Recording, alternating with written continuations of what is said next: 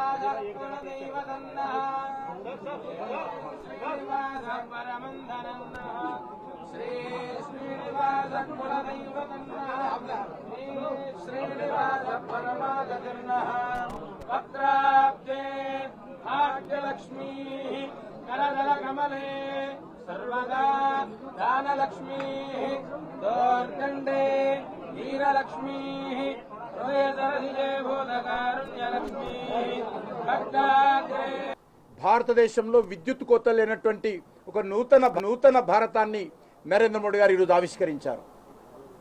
ఈ రాష్ట్రము ఆ రాష్ట్రం కాదు, అన్ని రాష్ట్రాల్లో కూడా అవసరమైనంత విద్యుత్ అన్ని రంగాలకు అందుతూ ఉంది. దానికి ప్రధానమైనటువంటి కారణము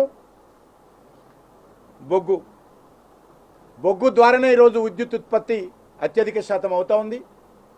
రానున్న రోజుల్లో ఇంకా విద్యుత్ ఉత్పత్తి పెంచడం కోసము, విద్యుత్తు ట్రాన్స్పోర్టు ఇంకా పెంచడం కోసము అనేక రకాలుగా నరేంద్ర మోడీ గారి నాయకత్వంలో యాక్షన్ ప్లాన్ చేస్తూ ఉన్నారు.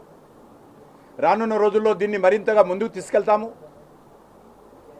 ఇక్కడ పవర్ మినిస్ట్రీ కానీ, రైల్వే మినిస్ట్రీ కానీ, కోల్ మినిస్ట్రీ కానీ, మైన్స్ మినిస్ట్రీ కానీ, వీటన్నిటికీ ఎన్వైరన్మెంట్ మినిస్ట్రీ కానీ, వీటన్నిటికీ ఒక అవినాభావ సంబంధం ఉంది. వీటన్నిటిని కూడా సమన్వయం చేసుకుంటూ ముందుకెళ్తాము.